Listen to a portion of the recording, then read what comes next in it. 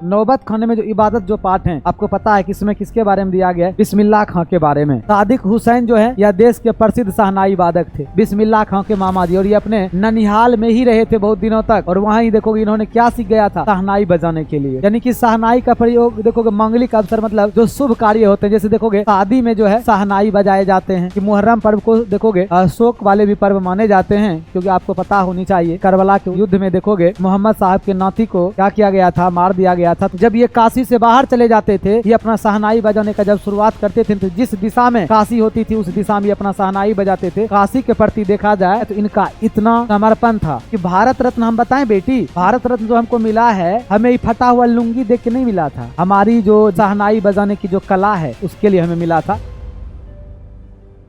Hello my dear student, तो कैसे हैं आप लोग? आशा करता हूँ आप लोग बहुत अच्छे होंगे। आप सभी स्टूडेंट की तैयारी बहुत ही बेहतर तरीके से हो रही होगी। आज आप लोगों का देखोगे यहाँ पे क्लास 10 का जो है आप लोगों का जो है हिंदी बुक, ठीक है, ये आपका समाप्त होने वाला इस 2 चैप्टर के साथ ही, क्योंकि काव्य खंड में आप लोग पूरा पढ़ ही चुके हैं। आज आपका 1 शॉट का जो ये क्रैश कोर्स में जो हम वीडियो ला रहे हैं, तो आज आपका ये समाप्त हो जाएगा, ठीक है। तो काव्य खंड पूरा हम कर ही चुके थे, गद्य खंड बता दिए थे। एक दिन एक वीडियो और बनाएंगे आपके लिए वर्णिका चैप्टर, वर्णिका जो आपकी बुक है, बस उसमें कहानी खत्म आपका है। तो चलिए शुरुआत करेंगे आज इस चैप्टर में जो 2 पार्ट हैं, नौबत खाने में इबादत, शिक्षा और संस्कृति। तो नौबत खाने में जो इबादत जो पार्ट हैं, आपको पता है कि इसमें किसके बारे में दिया गया है? बिस्मिल्लाह खां के बारे में। तो बाकी हम बात करेंगे शिक्षा और संस्कृति पार्ट के बारे में। तो चलिए शुरुआत करते हैं आज के इस वीडियो का। आप लोग इस वीडियो को शुरू से लास्ट तक देखिएगा, ताकि इससे आने वाले जो प्रश्न है वो आपसे अच्छे तरीके से बन सके। तो शुरुआत करते हैं आज के इस क्लास का। यहाँ से हम आपको बताने वाले हैं सबसे पहले लेखक परिचय के बारे में। इस पाठ के लेखक कौन है? नौबत खाने में इबादत पाठ के लेखक कौन है? इस पाठ के जो लेखक जी हैं ये हैं यतीन्द्र मिश्र। कौन है? आपको याद रखना, यतीन्द्र मिश्र। और इनका जन्म हुआ था कब? सन 1977 ईस्वी में। और जन्म स्थान इनका कहाँ है? अयोध्या, उत्तर प्रदेश के ये हैं। और शिक्षा की बात करें तो लखनऊ विश्वविद्यालय लखनऊ से हिंदी भाषा और साहित्य में MA किए। और वे रचनाकार के रूप में मूलतः एक कवि हैं। रचनाकार के रूप में मूलतः जो हैं यतीन्द्र मिश्र क्या है? मूलतः याद रखिएगा, ये कवि के रूप में जाने जाते हैं। प्रमुख रचनाएं यदि बात करें तो यतीन्द्र मिश्र जी का काव्य संग्रह जैसे यादा कदा, अयोध्या तथा अन्य कविताएं, ड्योढ़ी पर आलाप, ये आपके एग्जाम में पूछा भी गया है कि ड्योढ़ी पर आलाप जो है काव्य रचना किनका है? तो आपको बताना है किनका है? यतीन्द्र मिश्र का। पर्याप्त शास्त्रीय गायिका गिरिजा देवी के जीवन और संगीत साधना पर एक पुस्तक भी इन्होंने लिखे हैं, जिस पुस्तक का नाम है गिरिजा। इस पुस्तक का क्या नाम है? गिरिजा नाम है। और भारतीय नृत्य कलाओं पर विमर्श की पुस्तक है देवप्रिया, जिसमें इन्होंने भरतनाट्यम और ओडिसी की प्रयुक्त नृत्यांगना किसके बारे में लिखे हैं? सोनल मानसिंह के बारे में यतीन्द्र मिश्र का संवाद संकलित है। तो अब आपको हम आगे बताने वाले हैं। देखिए यहाँ पे हिंदी सिनेमा के जाने माने गीतकार कौन? गुलजार। गुलजार के कविताओं का संपादन यार जुलाहे नाम से किया है। यतीन्द्र मिश्र को देखोगे अब तक भारत भूषण अग्रवाल पुरस्कार, भारतीय भाषा परिषद युवा पुरस्कार, राजीव गांधी राष्ट्रीय एकता पुरस्कार, हेमंत स्मृति कविता पुरस्कार, ऋतु राज सम्मान आदि पुरस्कार क्या हो चुके हैं? प्राप्त हो चुके हैं। आगे आप देखिएगा, नौबत खाने में इबादत, प्रसिद्ध शहनाई वादक किनके बारे में? भारत रत्न इनको मिला। उस्ताद बिस्मिल्लाह खां पर रोचक शैली में लिखा गया यह पाठ क्या? एक व्यक्ति चित्र है। यह देखोगे जो पंक्ति है यह आपके लिए बहुत ही महत्वपूर्ण है, क्योंकि यहाँ से आपके कई सारे ऑब्जेक्टिव प्रश्न बनेंगे। सबसे पहले नौबत खाने में इबादत प्रसिद्ध शहनाई वादक कौन? देखोगे ये बिस्मिल्लाह खां के बारे में दिया गया है, जिनके, और ये पाठ क्या है? तो एक व्यक्ति चित्र है, क्योंकि इसमें बिस्मिल्लाह खां के ही बारे में तो बताया गया है। तो यह पाठ क्या है? पाठ की विधा क्या है? तो पाठ की विधा आपको याद रखना, यह व्यक्ति चित्र है। इस पाठ में बिस्मिल्लाह खां का जीवन, उनकी रुचियां, अंतर्मन की बुनावट, संगीत साधना आदि गहरे जीवानुराग और संवेदना के साथ क्या हुए हैं? प्रकट हुए हैं। आगे आप देखिए इसमें, और ये आपका है पाठ का सारांश। इस सारांश में भी हम देखोगे उन सभी चीज़ों को कवर करेंगे जिससे आपके एग्जाम में प्रश्न बनते हैं, ठीक है। बाकी आप गैस क्वेश्चन में देखे होंगे क्वेश्चन आंसर हम दिए हैं आपको सेलेक्टेड, ठीक है, और उसमें कुछ चीज़ों को हम सही करवा देते हैं। आपका ऑब्जेक्टिव में कुछ ऑब्जेक्टिव जो है हाईलाइटेड करने में जो है जो हमारे टेक्निकल टीम में जो हैं टाइपिस्ट, उनसे थोड़ा मिस्टेक हुआ है, वो चीज़ हम आपको सही करवा के दे देंगे। देखिए यहाँ पे नौबत खाने में इबादत पाठ में शहनाई वादक बिस्मिल्लाह खां की जीवनचर्या का उत्कृष्ट वर्णन किया गया है। इन्होंने किस प्रकार शहनाई वादन में बादशाहत हासिल की है, इसी का लेखा जोखा इस पाठ में है। 1916 से 1922 ईस्वी के आसपास काशी के पंचगंगा घाट स्थित बालाजी मंदिर की ड्योढ़ी के उपासना भवन से शहनाई का मंगल ध्वनि निकलती है। तो अब मैं आपको बता रहा हूं, जो इनका देखोगे ये अपना जो है शहनाई वादन का जो कार्य करते थे, ठीक है, तो यहाँ पे इनका जो अभ्यास चलता था वो कहाँ, काशी में, और याद रखिएगा कहाँ, पंचगंगा घाट स्थित किस मंदिर के, देखोगे किस मंदिर में जा करके, तो आपको याद रखना है बालाजी मंदिर में। किस मंदिर में? बालाजी मंदिर में। आगे देखिएगा उस समय बिस्मिल्लाह खां के बारे में कह रहा है कि उस समय बिस्मिल्लाह खां 6 साल के थे। उनके बड़े भाई शमसुद्दीन के दोनों मामा अली बख्श, इनके बड़े भाई शमसुद्दीन और दोनों मामा कौन कौन, अली बख्श तथा सादिक हुसैन जो है यह देश के प्रसिद्ध शहनाई वादक थे। देश के प्रसिद्ध शहनाई वादक थे इनके मामा जी। किनके मामा जी? बिस्मिल्लाह खां के मामा जी। और ये अपने ननिहाल में ही रहे थे बहुत दिनों तक, और वहाँ ही देखोगे इन्होंने क्या सीख गया था, शहनाई बजाने के लिए। उस्ताद बिस्मिल्लाह खां का जन्म डुमराव बिहार के एक संगीत प्रेमी परिवार में हुआ। इनका जन्म कहाँ हुआ था, आपको याद रखना है, डुमराव बिहार में। आपके एग्जाम में ऑब्जेक्टिव में ये प्रश्न पूछे जाते हैं। वह छोटी उम्र में ही अपने ननिहाल कहाँ चले गए, काशी चले गए, और आगे देखिएगा आए और वहीं अपना अभ्यास शुरू किया था। यानी कि शहनाई वादन का जो अभ्यास इनका शुरू हुआ कहाँ, इनके ननिहाल काशी में। आगे देखिए 14 साल की उम्र में जब वह बालाजी के मंदिर के नौबत खाने में रियाज के लिए जिस मार्ग से जाते थे, उसी मार्ग में रसूलन बाई और बतूलन बाई का घर था। किनका घर? रसूलन बाई और बतूलन बाई। उनकी ठुमड़ी, टप्पे, दादरा आदि अनेक तरह के मोल भाव ड्योढ़ी तक पहुंचते रहते थे, और उनके गीत से उन्हें काफ़ी प्रसन्नता होती थी। देखा जाए तो ये दोनों व्यक्ति जो हैं, ये दोनों बहन थी, रसूलन बाई और बतूलन बाई, यह गायिका थी, ठीक है, और इनका गाना इनको बहुत ही पसंद था। किनको? बिस्मिल्लाह खां को। आगे देखिएगा आप, इन्होंने अपने अनेक साक्षात्कार में स्वीकार किया है कि इन्हीं गायिका बहनों के गीत से हमें संगीत के प्रति आसक्ति हुई। इनका कहना है इन दोनों बहनों की गीत से जो है हमें जो है संगीत के तरफ क्या आसक्ति हुआ था, संगीत के तरफ हम भी देखोगे रीझ गए थे, उसके तरफ हम भी आकर्षित होते चले गए थे। लेखक का कहना है कि वैदिक साहित्य में शहनाई का कोई उल्लेख नहीं है, और संगीत शास्त्र के अंतर्गत इसको सुशील वाद्यों में गिना जाता है। अरब देश में इसको फूंक कर बजाए जाने वाले वाद्य कहते हैं, जिसमें रीड होती है, और इसको नए भी कहते हैं।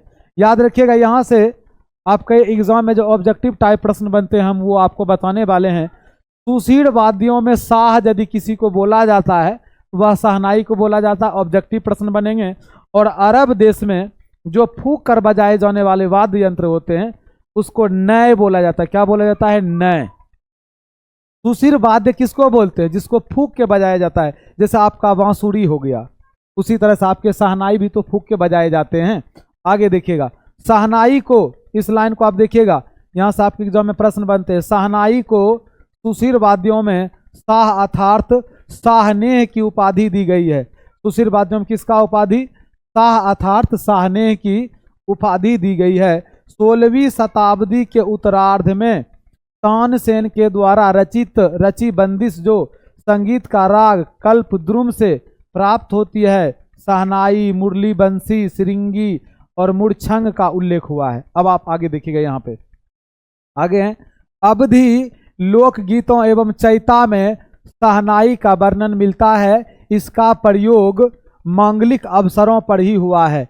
यानी कि शहनाई का प्रयोग देखोगे मांगलिक अवसर मतलब जो शुभ कार्य होते हैं, जैसे देखोगे शादी में जो है शहनाई बजाए जाते हैं, तो मांगलिक अवसरों पे किसका उपयोग होता था? शहनाई का। दक्षिण भारत के मंगल वाद्य नाग स्वरम की तरह शहनाई भी प्रभाती की मंगल ध्वनि का संपूरक है। वे कई वर्षों से सच्चे सुर की देखोगे नेमत मांग रहे हैं, सच्चे सुर की नेमत मांग रहे किनसे? ईश्वर से, गॉड से, अल्लाह से, तथा इसी की प्राप्ति के लिए पांचों वक्त का नमाज, देखोगे जो मुस्लिम लोग होते हैं वो क्या नमाज अदा करते हैं, वो पांचों वक्त की नमाज और लाखों सजदे में खुदा के नज़दीक गिड़गिड़ाते हैं, और वो क्या मांगते हैं कि मेरे मालिक एक सच्चा सुर बख्श दें। यानी कि हजारों साल से देखोगे इनका अपने संगीत के प्रति जो रुझान है कि अल्लाह से, ईश्वर से, भगवान से यदि यह दुआएं में कुछ मांग रहे हैं तो वो क्या मांग रहे हैं? तो वो मांग रहे हैं सच्चे सुर की नेमत, कि भगवान मुझे, ईश्वर मुझे ऐसा देखोगे सच्चे सुर की नेमत दे। नेमत का मतलब होता है, ध्यान रखिएगा, वरदान, आशीर्वाद।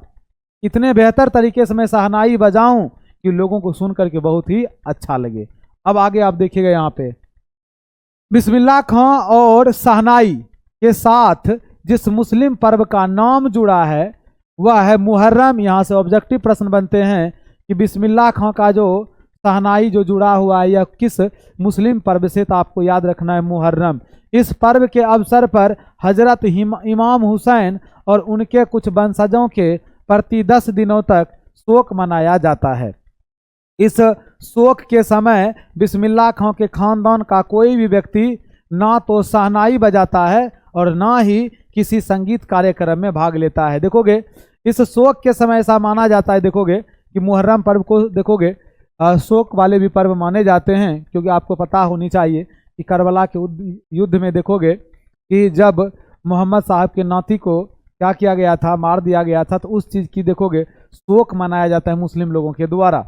देखिए इस शोक के समय बिस्मिल्लाह खां के खानदान का कोई भी व्यक्ति ना तो शहनाई बजाता है और ना ही किसी संगीत कार्यक्रम में भाग लेते हैं। उनके आगे देखिएगा, उनके मुहर्रम की 8वीं तारीख महत्व की है। इस दिन बिस्मिल्लाह खां खड़े होकर शहनाई बजाते हैं तथा दाल मंडी में फतमान के करीब 8 किलोमीटर की दूरी तक पैदल रोते हुए नौवा बजाते जाते हैं। आगे देखिए, इस दिन राग रागनियों का निषेध है। इस अवसर पर उनका सहज मानवीय रूप दिखाई पड़ता है और बिस्मिल्लाह खां अपनी पुरानी यादों का स्मरण करके खिल उठते हैं। आगे देखिएगा बिस्मिल्लाह खां के बारे में क्या कहा जा रहा है कि जब वो 4 साल के थे तब नाना की शहनाई ढूंढते हुए कहते कि मीठी वाली शहनाई दादा कहीं और रखते हैं। देखोगे बचपन में अब आपको बताते हैं, जब ये अपने नाना जी को देखते थे क्या करते हुए? शहनाई बजाते हुए। तो इनके नाना क्या करते थे? शहनाई बजा उजा करके जब रख के चले जाते थे तो ये क्या करते थे? उसको चोरी से ढूंढते थे कि हम नाना वाला शहनाई बजाएंगे, ठीक है, और देखेंगे कि इसमें कितना मीठा स्वर निकलता है। बच्चा लोग जो देखोगे ना, हम आपको बताते हैं, जैसे मान चलिए कि आपके घर में कोई व्यक्ति होंगे जो हारमोनियम ढोलक ये सब बजाते होंगे, तो जैसे ही वो आदमी जाएगा ना उधर हटेगा, बच्चा लोग क्या करेगा? वो हारमोनियम को बजाएगा, ढोलक को पीटेगा कि हम भी बजा पाते हैं कि नहीं। तो हो सकता है कि बचपन में इनका भी ये रहा होगा कि नाना जी जो है शहनाई जो रखे हैं, ठीक है, वो उधर गए, उसका शहनाई उठा के हम भी बजा के देखते हैं कैसा आवाज़ करता है। उनके मामा अली बख्श खां जब शहनाई बजाते हुए सम पर आते थे तो एक पत्थर जमीन पर मारते थे। उन्हें बचपन में ही सम पर आने की तमीज आ गई थी, परंतु दाद देने की नहीं। मतलब शहनाई बजाने के जो तौर तरीके होते हैं उसको तमीज बोला गया है। ये करें कि इनके मामा को तो बचपन में ही ये सब चीज़ें पता चल गया था। आगे देखिए यहाँ पे, बचपन में वो फिल्म देखने के लिए मामू मौसी तथा नानी से 2-2 पैसे लेकर के सुलोचना की नई फिल्म देखने निकल पड़ते थे। हम आपको बताते हैं, यहाँ से देखिएगा, अभी ये भी लाइन आपके लिए इंपॉर्टेंट है, महत्वपूर्ण है। बचपन में देखोगे जब ये अपने नानी के यहाँ रहते थे काशी में, तो इनको फिल्म देखने का बड़ा शौक था और इनका जो पसंदीदा जो हीरोइन थी जिसका नाम है सुलोचना, सुलोचना का जब भी कोई पिक्चर आता था ना तो बिस्मिल्लाह खां वह पिक्चर देखने के लिए जरूर चले जाते थे। तो इनका देखोगे शौक था, ठीक है, इनका शौक था फिल्म देखना, और उसमें भी किस हीरोइन का? सुलोचना का। उन्हें संगीत के सारे आरोह अवरोह तब दिख जाते थे जब कुलसुम हलवाइन कलकलाते घी में कचौड़ी डालती और उससे छन्न की आवाज़ होती थी। बिस्मिल्लाह खां मुसलमान होते हुए भी सभी धर्मों के साथ समान भाव रखते हैं। बिस्मिल्लाह खां मुसलमान होते हुए भी सभी धर्मों के साथ समान भाव रखते हैं और उन्हें काशी विश्वनाथ तथा बालाजी के मंदिर के प्रति अपार श्रद्धा थी।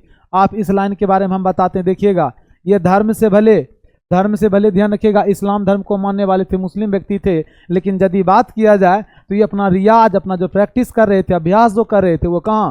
काशी में और बालाजी के मंदिर में जाकर के। ठीक है, तो देखा जाए तो ये इतने अच्छे विचार के व्यक्ति हुए हैं जो देखोगे यह साबित करते हैं कि ध्यान रखिएगा कि धर्म भले अलग था लेकिन इनका विचार मानवतावादी सोच वाला था।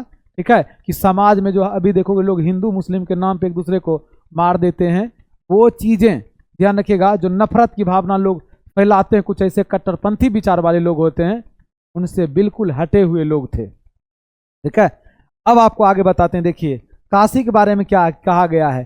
काशी संकट मोचन मंदिर में हनुमान जयंती के अवसर पर वो शहनाई अवश्य बजाते थे। काशी के ध्यान रखिएगा, जो हनुमान संकट मोचन मंदिर में, यानी कि हनुमान जयंती, संकट मोचन राम तिहारो किन के लिए यूज होता है? भगवान हनुमान के लिए। तो हनुमान जी के जयंती पर देखोगे ये शहनाई जाके बजाते थे। काशी से बाहर रहने पे वो कुछ क्षण काशी की दिशा में मुंह करके शहनाई अवश्य बजाते थे।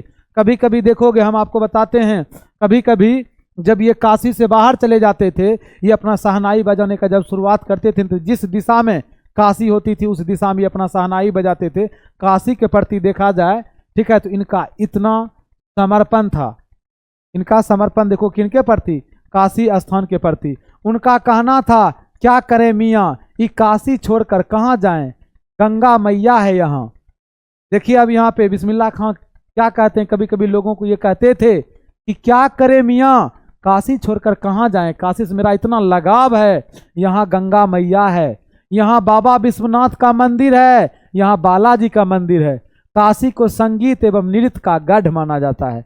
ये कह रहे हैं कि काशी को संगीत और नृत्य का गढ़ माना जाता है और संस्कृति का जन्म प्रदेश माना जाता है। अब आप आगे देखिएगा, काशी में संगीत है, भक्ति है, धर्म है, कला है, लोकगीत का अद्भुत समन्वय है। बिस्मिल्लाह खां देखिएगा ये सब बातें किसके बारे में कह रहे हैं? काशी प्रदेश के बारे में।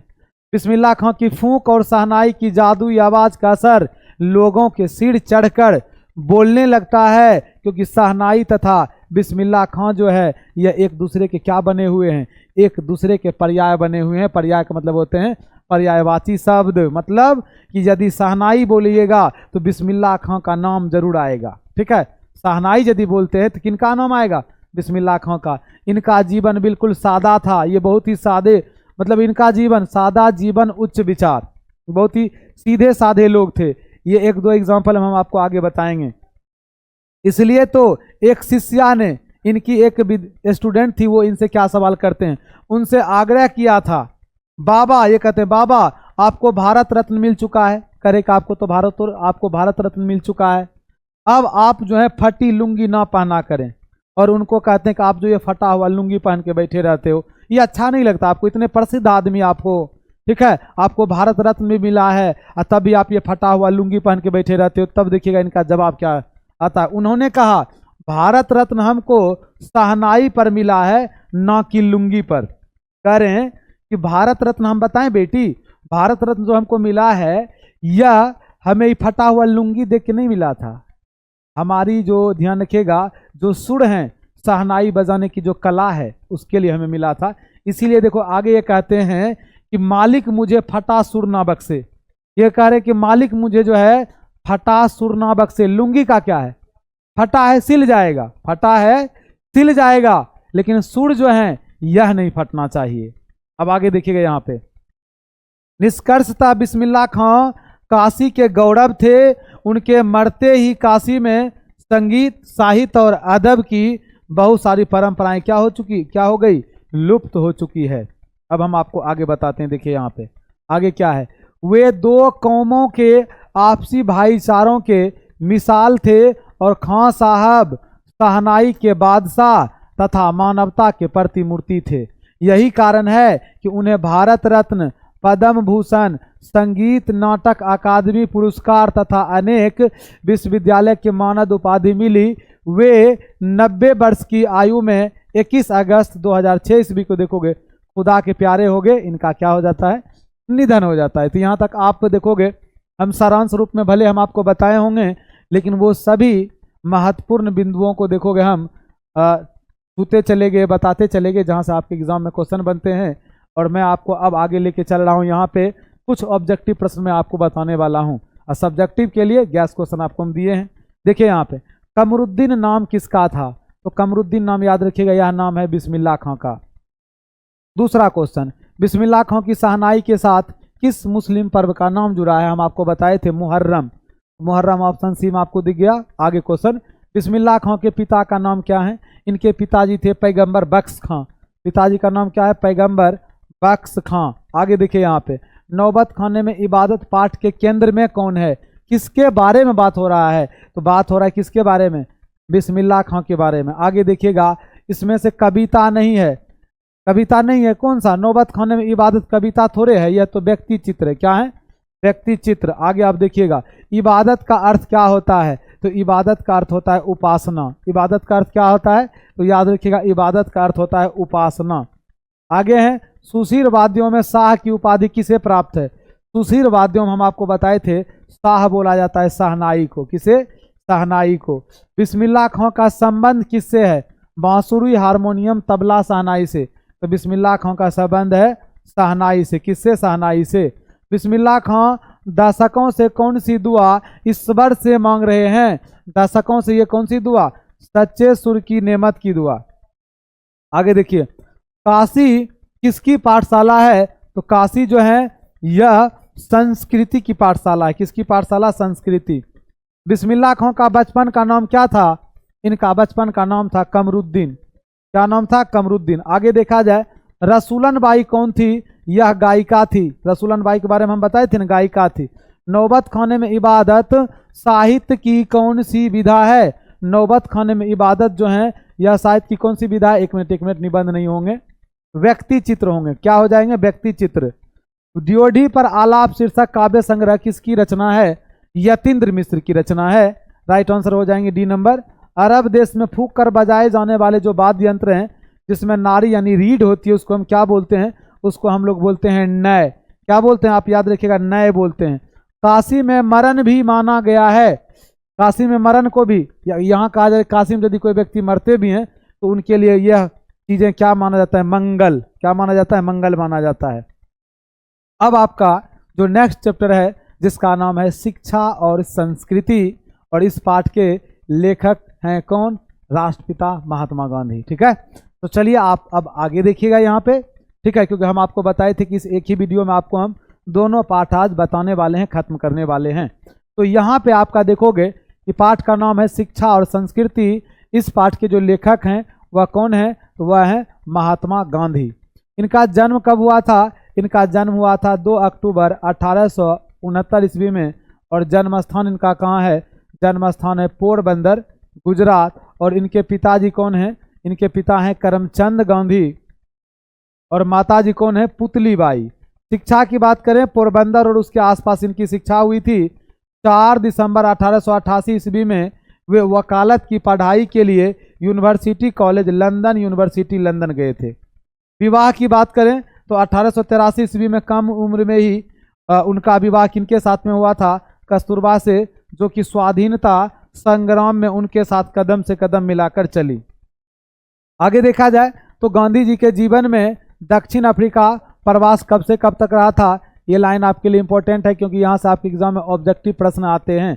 1893 से 1914 ईस्वी तक ये प्रवास का ऐतिहासिक महत्व है। वहाँ उन्होंने अंग्रेजों के खिलाफ अहिंसा का पहला प्रयोग किया था। आपको पता है कि रंग विरोध, देखोगे रंग विरोध नीति जो साउथ इंडिया में, दक्षिण अफ्रीका में था, गांधी जी इसका विरोध किया था। ठीक है, गांधी जी इसका विरोध देखोगे वहीं पे एक सत्याग्रह कर दिए थे, क्योंकि रंग के आधार पे देखोगे वहाँ पे लोगों के साथ में अंग्रेज लोग भेदभाव करते थे। यहाँ तक कि गांधी जी को भी देखोगे जो फर्स्ट क्लास ट्रेन का जो बोगी था उससे उतारा गया था। किस आधार पे, क्योंकि उसमें सिर्फ गोरे लोग चढ़ सकते थे। ठीक है, ना इंडियन ना दक्षिण अफ्रीका के जो लोग थे वो नहीं चढ़ सकते थे। गोरे लोग माने कौन, अंग्रेज। 1915 ईस्वी में गांधी जी भारत लौट आए और स्वाधीनता संग्राम में कूद पड़े। फिर भारत लौट के कब आए, याद रखिएगा 1915 में। आज़ादी की लड़ाई में उन्होंने सत्य के प्रयोग किए, अहिंसा और सत्याग्रह उनका सबसे बड़ा हथियार है। गांधी जी को रविंद्रनाथ ठाकुर ने महात्मा कहा था। गांधी जी को रविंद्रनाथ ठाकुर क्या कहे थे, महात्मा। और इन्हें महात्मा का उपाधि फिर से याद रखिएगा, महात्मा का उपाधि इनको कौन दिए, रविंद्रनाथ ठाकुर। और उन्हें बापू, राष्ट्रपिता आदि कह के भी कृतज्ञ राष्ट्र याद करता है। इनका और भी उपनाम आपको पता है कि महात्मा गांधी को बापू भी कहते हैं, महात्मा गांधी को राष्ट्रपिता भी कह के हम लोग बुलाते हैं। आगे देखिएगा यहाँ से फिर गांधी जी की देखोगे कुछ रचनाएं हैं। गांधी जी ने हिंद स्वराज, सत्य के साथ मेरे प्रयोग आदि पुस्तकें लिखी है। उन्होंने हरिजन, यंग इंडिया आदि पत्रिकाएं भी क्या किए हैं, हरिजन, यंग इंडिया आदि पत्रिकाएं भी संपादित किए हैं। कौन, महात्मा गांधी जी। आगे देखिएगा यहाँ पे 30 जनवरी 1948 ईस्वी में नई दिल्ली में एक सरफिरे ने उनकी हत्या कर दी। यानी गांधी जी की हत्या देखोगे आपको पता ही है कि नाथूराम गोडसे के द्वारा किया गया था। वैसे यहाँ पे उनका नाम नहीं दिया गया। कब, 30 जनवरी 1948 ईस्वी को। कब, 30 जनवरी 1948 ईस्वी को। गांधी जी की स्मृति में पूरा राष्ट्र कब, 2 अक्टूबर को उनकी जयंती मनाता है। अंतर्राष्ट्रीय स्तर पर उनके जन्म दिवस को, कौन सा जन्म दिवस, इनके गांधी जी के देखोगे जन्म दिवस को हम लोग क्या मनाते हैं, अहिंसा दिवस के रूप में मनाया जाता है।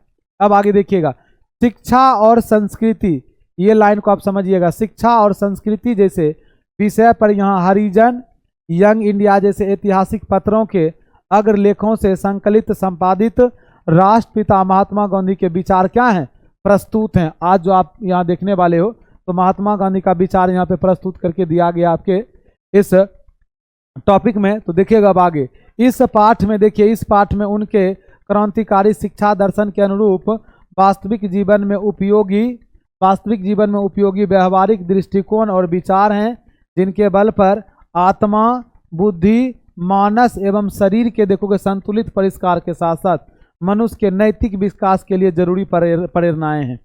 गांधी जी का मानना, ध्यान रखिएगा कि शिक्षा का जो मूल सोर्स था, इनका मानना था कि व्यक्ति को, ध्यान रखिएगा, अक्षर ज्ञान होने से पहले उनके अंदर, ध्यान रखिएगा, जो मौलिक शिक्षा होना चाहिए, नैतिक शिक्षा होना चाहिए, आध्यात्मिक शिक्षा होना चाहिए और जीवन की समझ की शिक्षा होना चाहिए।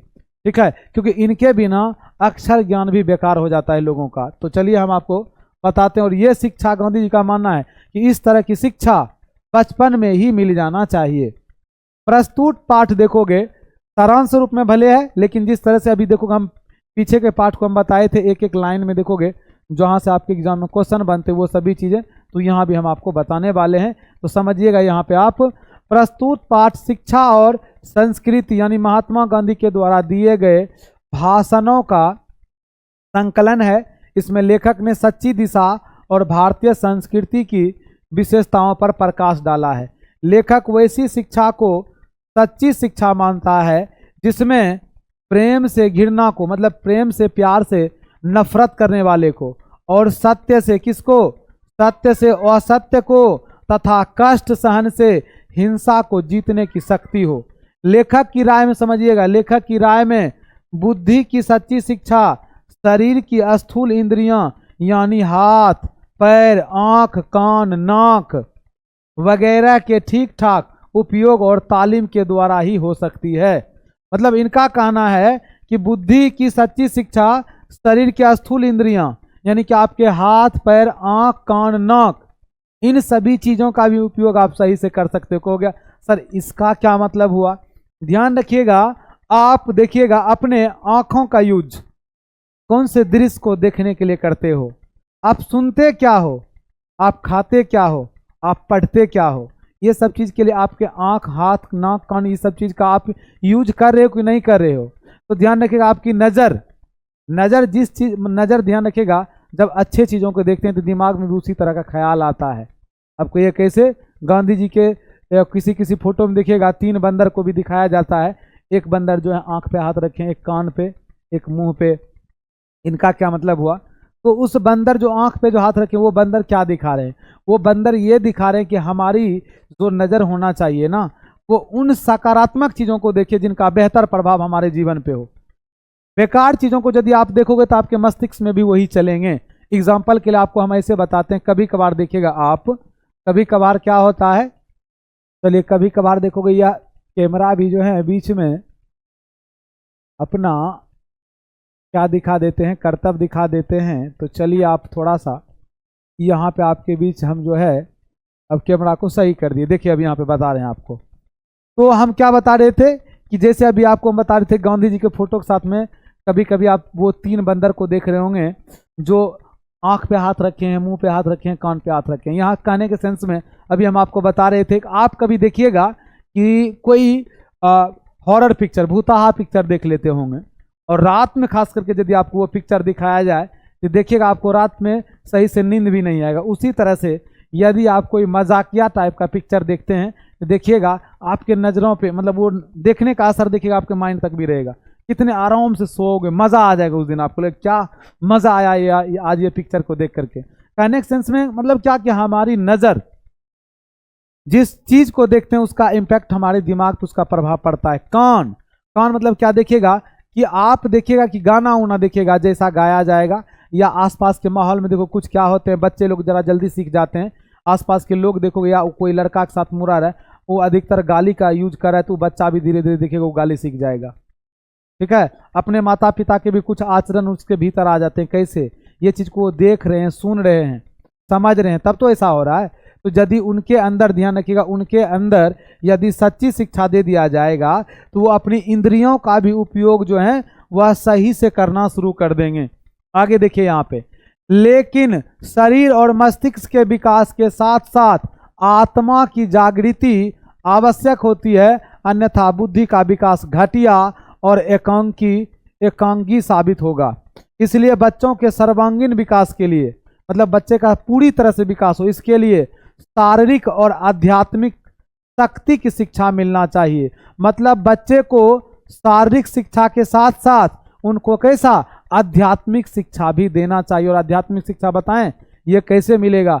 आध्यात्मिक शिक्षा ध्यान रखिएगा कि हमारे इतिहास में देखोगे बहुत सारे ऐसे संत महात्मा हुए हैं जिनका विचार व्यक्ति के अंदर नैतिक शिक्षा देते हैं। ठीक है, तो व्यक्ति के अंदर देखो उन व्यक्तियों का विचार भी उनके सामने रखा जाए, जैसे गौतम बुद्ध, कबीर साहब, गुरु नानक, गुरु गोविंद सिंह, उसी तरह से देखो आप स्वामी विवेकानंद, ये सब व्यक्ति जो हैं। और हमारे धर्म ग्रंथ चाहे रामायण महाभारत गीता जैसे ग्रंथ देखोगे उसमें तो आदमी को देखोगे जीने का कितना बेहतर तौर तरीका सिखाया गया है।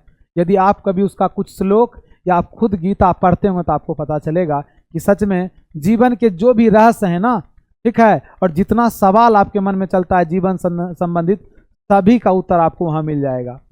लेखक के अनुसार शिक्षा से अभिप्राय बच्चों और मनुष्य के शारीरिक, बौद्धिक तथा आत्मिक गुणों को प्रकट करना आवश्यक होता है, क्योंकि पढ़ने लिखने का कोई आदि अंत नहीं होता है। अब आप आगे देखिएगा, आगे यहाँ पे इसीलिए लेखक ऐसी शिक्षा प्रारंभ करने का हिमायती है, मतलब जोर देते हैं जिसमें तालीम के साथ साथ उत्पादन करने की भी क्षमता क्या हो मिल सके उनको, क्योंकि इस प्रकार की शिक्षा पद्धति में मस्तिष्क और आत्मा का उच्चतम विकास संभव है। इसीलिए दस्तकारी की शिक्षा यांत्रिक ढंग से नहीं सिखा करके वैज्ञानिक ढंग से क्या होगी, सिखानी होगी, ताकि बच्चे प्रत्येक प्रक्रिया का कारण जान सके। अब आपको हम आगे बताते हैं, इस प्रारंभिक शिक्षा में घरेलू काम के साथ साथ अपना काम आप करना भी शामिल होगा। लेखक का तर्क है कि वर्तमान पीढ़ी के बच्चों को स्वच्छता एवं स्वावलंबन की भी जानकारी नहीं होती है। इनका मानना है कि अभी के जो वर्तमान में जो बच्चे पढ़ रहे हैं ना, इनमें खुद का देखो स्वच्छता और स्वावलंबन का मतलब होते हैं खुद के पैरों पे कैसे हमको आगे जा करके देखोगे खुद के पैरों पे हमको संभालना पड़ेगा। ये सब चीज़ की भी ज्ञान देखोगे अभी के बच्चों को नहीं है। लेखक का कहना है कि ग्रामो उद्योग द्वारा प्रारंभिक शिक्षा देने के पीछे उनका उद्देश्य है कि एक ऐसी शांत सामाजिक क्रांति का अग्रदूत बने जिसमें अत्यंत दूरगामी परिणाम भरे हुए हो। इससे नगर और ग्राम के संबंध में मधुरता आएगी तथा विषाक्त वातावरण को दूर करने में मदद मिलेगी। ग्रामो उद्योग का मतलब होते हैं कि इनका ये भी मानना है कि बच्चे जब अच्छे तरह से पढ़ लिख लेंगे, लोग अच्छे तरह से शिक्षित हो जाएंगे, तो ग्राम में भी देखो, गांव में भी लोग कुछ छोटे मोटे उद्योग चलाएंगे। ठीक है, जिससे देखोगे वह आर्थिक रूप से भी मजबूत बन जाएंगे। फलतः देखा जाए तो देहाती जीवन में सुधार होगा, न्यायपूर्ण व्यवस्था की स्थापना होगी, वर्ग युद्ध का अंत हो जाएगा तथा हर कोई आत्मनिर्भर बन जाएंगे और विदेशी सामानों पर आश्रित हमको नहीं होना पड़ेगा। यदि हम लोग अपना कहा जा रहा है कि यदि हम लोग अपना वस्तु निर्माण करने लगेंगे तो फिर हमको दुनिया के चीज़ों पर निर्भर नहीं रहना पड़ेगा। आगे देखिए, गांधी जी ने चरित्र निर्माण को शिक्षा का ध्येय माना है। किसको? चरित्र निर्माण को। उनका तर्क है कि इससे साहस, बल, सदाचार तथा आत्मोत्सर्ग की शक्ति का विकास करने में मदद मिलेगी। यह साक्षरता से ज़्यादा महत्वपूर्ण है। लेखक का यह भी मानना है यदि व्यक्ति चरित्र निर्माण करने में सफल हो जाता है तो समाज अपना दायित्व स्वयं संभाल लेगा, इससे जिम्मेदारी सौंपने में सहायता मिलेगी। इनका मानना देखो, गांधी जी का मानना है कि व्यक्ति का जो शिक्षा का जो मूल उद्देश्य होना चाहिए वह होना चाहिए उनका चरित्र निर्माण। और इनका मानना है कि जब व्यक्ति का चरित्र यानी कैरेक्टर, जिसको आप अंग्रेजी में बोलते हो, यदि वो सही हो जाएगा ना तो हम लोगों का जो सामाजिक व्यवस्था है यह भी क्या हो जाएगा? बेहतर हो जाएगा। तो यहाँ ये भी देखा जाए कि यदि व्यक्ति का चरित्र सही नहीं होगा तो वो चोर निकल जाएंगे, बेईमान निकल जाएंगे, भ्रष्ट अधिकारी बन के निकलेंगे, जिससे हमारे समाज का स्थिति परिस्थिति बिल्कुल क्या रहेगा? बेकार बना रह जाएगा। तो इनका इसलिए मानना है कि व्यक्ति का सबसे पहले क्या होना चाहिए? चरित्र का निर्माण होना चाहिए। संस्कृति संबंधी विषय में उनका तर्क था कि संसार की किसी भी अन्य भाषाओं में जो ज्ञान भंडार भरा है उसे अपनी ही भाषा में प्राप्त करें। तात्पर्य यह है कि उन विदेशी भाषाओं की रचनाओं का अनुवाद पढ़कर ज्ञान प्राप्त कर लेना चाहिए। इसके लिए किसी अन्य भाषा को सीखने की आवश्यकता नहीं है, यह अच्छी मितव्ययिता होगी।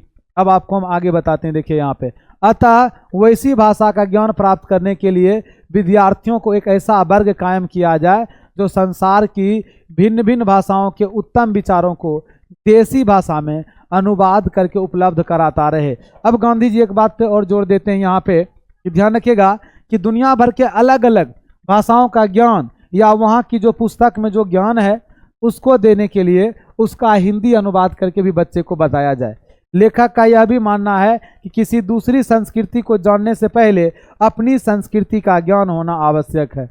गांधी जी का देखोगे यह कहना है कि आप यदि दूसरी संस्कृति को आपको जानने का इच्छा हो रही है तो सबसे पहले अपनी सभ्यता संस्कृति के बारे में आप जान लीजिए, तब दूसरी संस्कृति को, तभी दूसरी संस्कृति को समझना उचित होगा। क्योंकि हमारी संस्कृति जितनी समृद्ध है उतना कोई संस्कृति इतने रत्न भंडार से भरी हुई नहीं है। हमने उसे जाना नहीं है, हमें तो उसका मूल्य कम करना सिखाया गया है। इसीलिए हमारा कर्तव्य है कि हमें अपनी संस्कृति को हृदयंगम करके उसके अनुसार आचरण किया जाए। यदि ऐसा नहीं करते हैं तो उसका परिणाम सामाजिक हत्या है। आगे देखिएगा, देश की भावी संस्कृति के संबंध में गांधी जी का, भावी मतलब होते हैं भविष्य में जो आने वाली संस्कृतियां, कहना है यदि दूसरी संस्कृति का बहिष्कार किया जाता है तो अपनी संस्कृति जिंदा नहीं रह पाती है। गांधी जी का कहना है कि दूसरे देशों की भी सभ्यता संस्कृति को आप अपना सकते हैं, लेकिन ध्यान रखिएगा, लेकिन अपनी संस्कृति को पहले। और इनका ये भी कहना है कि यदि आप दूसरी संस्कृति को नहीं भी अपनाते हैं तो अपनी संस्कृति भी जिंदा नहीं रह पाती है।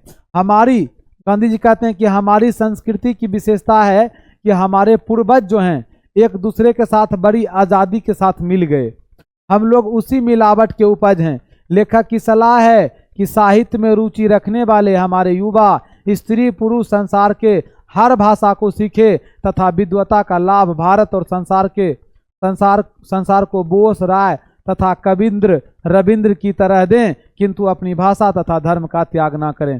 इनका कहना है गांधी जी का कि हमारे देश के जो अभी युवा महिला पुरुष जो भी हैं वह दुनिया भर के देखोगे भाषाओं को जाने समझे, लेकिन इसका मतलब ये नहीं कि अपनी सभ्यता संस्कृति को भूल जाना है, उसे भी हमें याद रखनी है। हमारी संस्कृति विविध संस्कृतियों के सामंजस्य की प्रतीक है। इसमें प्रत्येक संस्कृति के लिए उचित स्थान क्या है? सुरक्षित है। अब आप लोग आ जाएं, इसमें कुछ ऑब्जेक्टिव प्रश्न है, इसको आप लोग पूरा कीजिएगा। प्रश्न है कि गांधी जी का दक्षिण अफ्रीका का प्रवास कब से कब तक था? 1893 से, आपको याद रखना 1914 ईस्वी तक। महात्मा गांधी के अनुसार उदात्त और बढ़िया शिक्षा किसको बोलते हैं? ये मानते हैं आध्यात्मिक शिक्षा को उदात्त और बढ़िया शिक्षा। आध्यात्मिक शिक्षा से गांधी जी का तात्पर्य क्या है? इनका तात्पर्य है हृदय की शिक्षा। किसकी शिक्षा? हृदय। दक्षिण अफ्रीका से गांधी जी भारत कब वापस लौटे थे? तो हम आपको बताए थे 1915 ईस्वी में। शिक्षा और संस्कृति यह पाठ किसकी रचना है? आपका जवाब होना चाहिए महात्मा गांधी। महात्मा गांधी के पिताजी का नाम क्या है? करमचंद गांधी। क्या हो जाएंगे? करमचंद गांधी। कौन चाहते थे कि सभी देश की संस्कृति की हवा उनके घर के पास बहती रहे? यह मानना था किनका? महात्मा गांधी जी का। शेक्सपियर किस भाषा के कवि हैं? शेक्सपियर जो है आपको पता है कि अंग्रेजी भाषा के कवि हैं। किसके जन्म दिवस को अहिंसा दिवस के रूप में मनाया जाता है? तो आपका जवाब होगा महात्मा गांधी के जन्म दिवस को। मेरा धर्म कैद खाने का धर्म नहीं है, यह पंक्ति किस शीर्षक पाठ की है? यह पंक्ति है शिक्षा और संस्कृति पाठ की। गांधी जी की स्मृति में पूरा राष्ट्र किस तारीख को उनकी जयंती मनाता है? पूरा देश किस तारीख को उनकी जयंती मनाता है? तो आपको पता है 2 अक्टूबर प्रतिवर्ष अंतर्राष्ट्रीय अहिंसा दिवस। मेरा ख्याल है कि अगर व्यक्ति का चरित्र निर्माण करने में हम सफल हो जाएंगे तो समाज अपना काम आप संभाल लेगा। यह किसका विचार है? यह विचार है किनका? यह विचार है महात्मा गांधी का। प्रारंभिक शिक्षा में सफाई, तंदुरुस्ती, भोजन शास्त्र, अपना काम आप करने और घर पर माता पिता की मदद देने वगैरह के मूल सिद्धांत शामिल हो, यह विचार किसका है? यह विचार है महात्मा गांधी का। किनका विचार है? महात्मा गांधी का। मैं चाहता हूं कि सब देशों की संस्कृति की हवा मेरे घर के चारों ओर अधिक से अधिक स्वतंत्रता के साथ बहती रहे। यह किसने कहा था? यह कहना था किनका? महात्मा गांधी का। कोई संस्कृति जिंदा नहीं रह सकती अगर वह दूसरे संस्कृति का बहिष्कार करने की कोशिश करती है। तो यहाँ पे देखोगे क्या हो जाएंगे? संस्कृति का क्या करने की कोशिश करती है? तो आपके हो जाएंगे बहिष्कार। टॉल्स्टॉय कौन थे? यह रूसी लेखक थे। यह कहाँ के लेखक थे? रूस के। कोई संस्कृति इतने रत्न भंडार से भरी हुई नहीं है जितना हमारी अपनी संस्कृति। यह कथन किसका है? तो यह कथन है महात्मा गांधी जी का। आगे आप देखिएगा गांधी जी को महात्मा की उपाधि किसने दिया था? रविंद्रनाथ टैगोर ने इन्हें महात्मा का उपाधि दिया था। उदात्त शब्द का क्या मतलब होते हैं? उन्नत, बेहतर। उन्नत और बेहतर। महात्मा गांधी का निधन कब हुआ था? 30 जनवरी 1948 ईस्वी को। तो आपका देखोगे ये वीडियो यहीं पे समाप्त हो जाती है। इस पार्ट में टोटल हम 20 ऑब्जेक्टिव बताए। इससे पहले आप लोग शुरू से इस वीडियो को देख ही रहे हैं। तो अब मैं आपको बताने वाला हूं, ध्यान रखिएगा कि वर्णिका बुक का जो बचा हुआ पार्ट है वो नेक्स्ट वीडियो हम लेके आएंगे। आज की क्लास को हम यहीं समाप्त करेंगे। आप जो भी स्टूडेंट इस क्लास को यहाँ तक देखें, क्लास आपके लिए कैसा रहा, इसका एक पॉजिटिव फीडबैक आप कमेंट बॉक्स में ज़रूर दें। हमें बहुत ही अच्छा लगेगा। आप लोग का रिस्पांस बेहतर आता है तो पढ़ाने में मज़ा आता है। बाकी देखोगे इस क्लास का फाइनल PDF आपको मिल जाएगा। तो आज की क्लास को यहीं समाप्त करते हैं। आप लोग इस क्लास को यहाँ तक देखें, इसके लिए आप सभी स्टूडेंट को बहुत बहुत आभार। नमस्कार, जय हिंद।